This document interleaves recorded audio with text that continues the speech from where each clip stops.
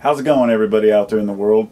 My name's Carpo. This video is about iPod, iPod receivers or players or decks, and just a little stereo video.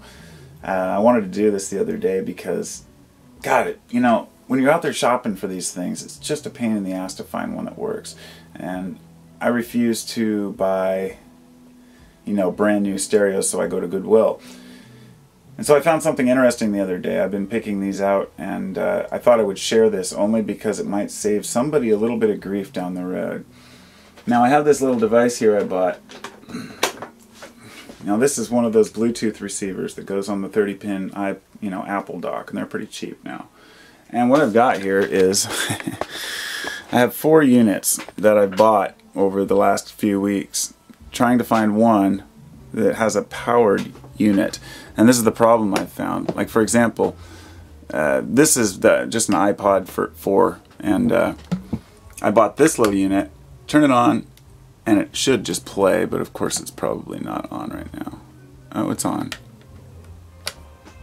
So, this right here, this cheesy little unit, is the best little stereo that I've ever heard in my life. I mean, for like this size. It's, let's see, what model is it? It's iHome IP46. And they were about $100 when they came out, so. But what's really nice about these is that this iPod's old, or sorry, the iPhone, and nobody uses it anymore. It was just one of our older phones.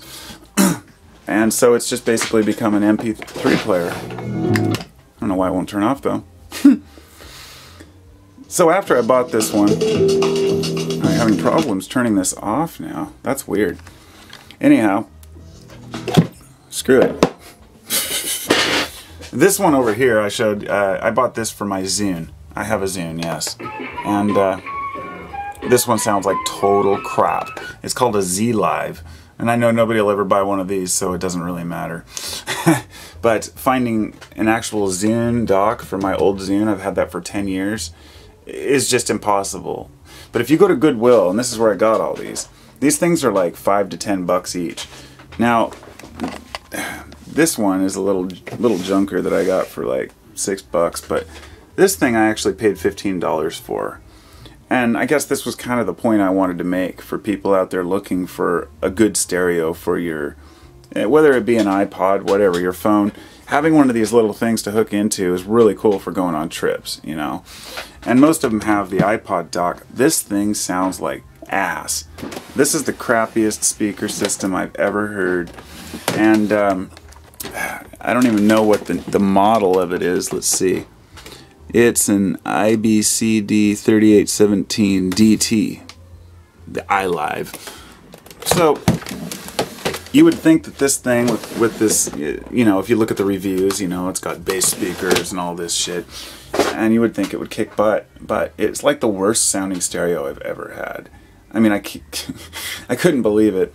This little thing right here is, I guess it has like an 8-chamber thing in it with surround sound, like a surround sound button on it, which is really cool.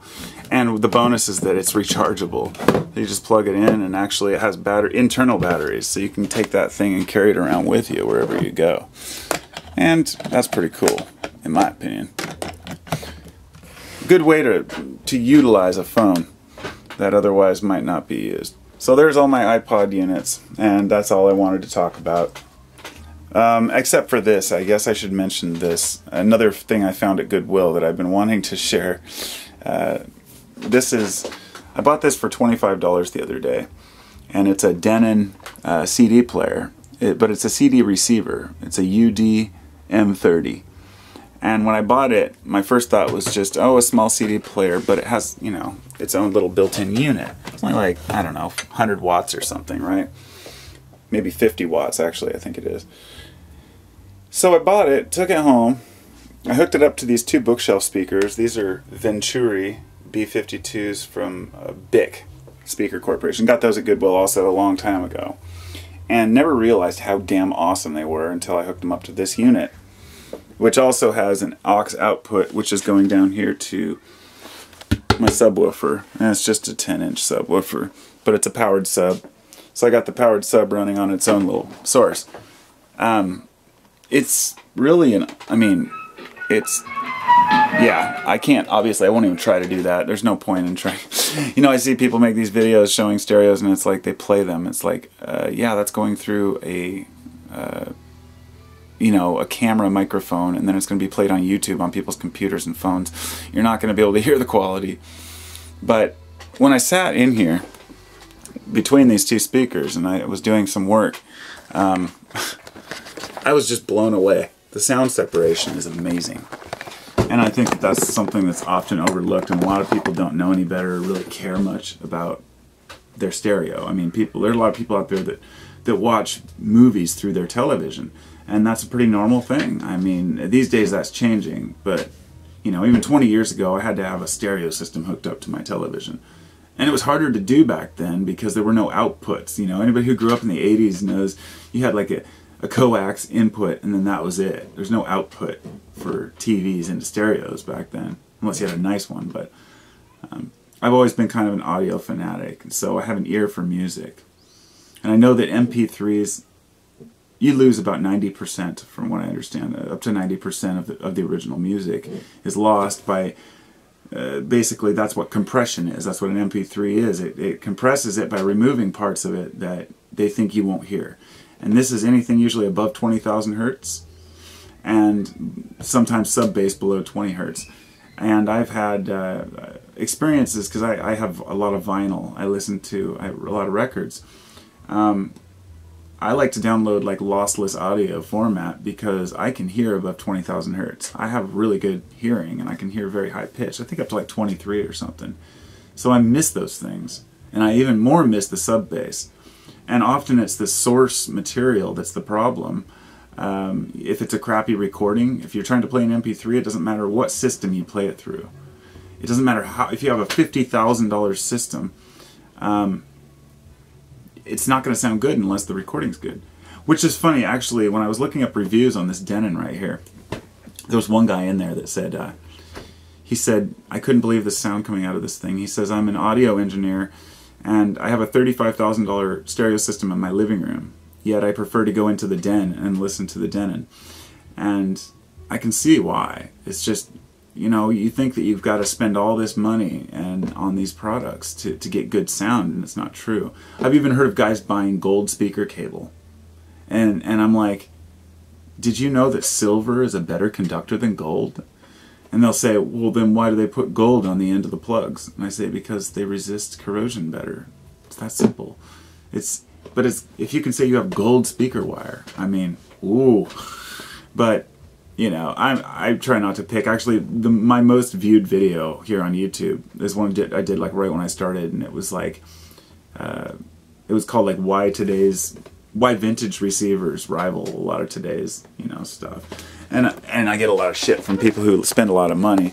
Like, I have all these receivers over here, you know, a whole variety of crap. I've got a lot of stuff. I've gone through a lot of speakers. I've got some Sansuis in there that sound great, and I've got these big-ass RTR, like 4.5-foot monsters. But the truth is, after going through all these really expensive speakers and these nice paradigms and everything, some of my favorite sounds come out of a pair of Sansui SP2500Xs. And they're a 5-way speaker with 2 horns, 2 mids, and a 12. And they're really heavy, but they're done in really cheap, like particle board construction, but with veneer over it. The quality of the speakers is just amazing to me. No, it's not the most expensive or anything, but you can tell that when you're playing chimes or acoustic guitar, it really fills the room, and it's like you're there. Sometimes I think somebody's playing guitar there in the room, which is hard to come by. And so anyway, I find that it's really worth it to have a good stereo. And when it comes down to something as simple as this to take out and about, what blew me away is when I first got it, I just kind of put it up here behind my head, and I was out in the grass or something, just like this, and I was like, oh my god, I'm just blown away. And then a few days later I get this thing, and yeah, the sound just keeps getting better. I gotta say, as a disclaimer though, a lot of today's gear blows away vintage gear, but you gotta have money, and I don't have thousands of dollars to spend, so if you're on a budget, welcome to Goodwill.